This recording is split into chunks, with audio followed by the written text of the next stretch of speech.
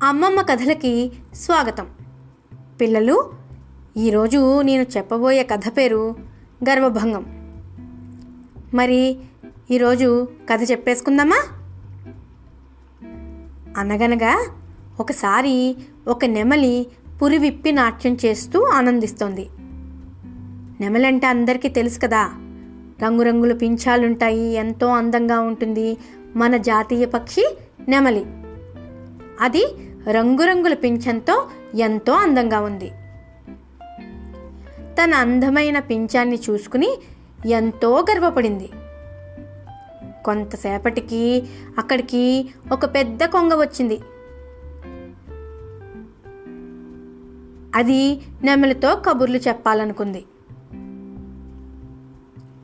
కానీ నెమలి బోసిగా ఉన్న కొంగ తోకను చూసి అసహ్యించుకుంది. అంటే కొంగను చూస్తే నెమలికి నచ్చలేదన్నమాట. నా వైపు అలా ఎందుకు చూస్తున్నావు అని నెమలిని కొంగ అడిగింది. అందుకు నెమలి నవ్వుతూ, నీ తోకను చూసి నవ్వొస్తోంది. ఈకలేమిటి అలా ఉన్నాయి? అందం లేదు, పొడవు లేదు. నన్ను చూడు, ఎంత అందంగా ఉన్నానో అంది. ఇక అంతటితో ఊరుకోక దాన్ని మరింత ఏడిపించాలని, చూసావా ప్రకృతి నీకెంత అన్యాయం చేసిందో? బలమైన పక్షివే, కానీ ఏం లాభం? నీ తోక ఏమాత్రం ఆకర్షణీయంగా ఉండదు.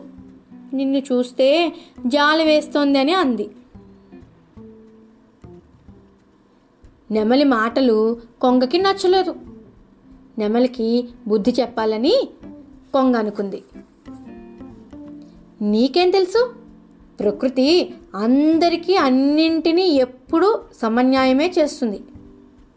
నీకు అందమైన రెక్కలు పింఛము ఉంటే నా తోక అలా ఉండకపోవచ్చు, కానీ నేను ఆకాశంలో మబ్బుల్ని తాకుతూ ఎగరగలను. నీకు ఆ అదృష్టం లేదు కదా అన్నది. నిజమే కదా, కొంగంతా ఎత్తు నెమలి ఎగరలేదు కదా. ఆ పొరపాటుని నెమలి గ్రహించి తన తప్పును తెలుసుకుని కొంగని క్షమించమని కోరింది.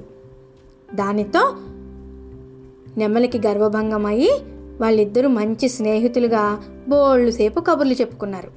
అందుకనే పిల్లలు, మీలో ఒకరు పాటలు బాగా పాడతారు, ఇంకొకరు ఆటలు బాగా ఆడతారు. పాటలు పాడిన వాళ్ళు నేనే బాగా పాడతాను, నీకు పాట రాదు అనకూడదు. వాళ్ళల్లా మీరు ఆడలేకపోవచ్చు. అలాగే ఆటలాడేవాళ్ళు నా అంత ఆట ఎవ్వరూ ఆడరు అనుకోకూడదు. వాళ్ళల్లా పాటలు పాడలేకపోవచ్చు. అందరూ కూడా కలిసిమెలిసి చక్కగా ఆడుకుంటూ స్నేహంగా ఉండాలి. తెలిసిందా? మరి ఈరోజు కథ కంచికి మనం ఇంటికి.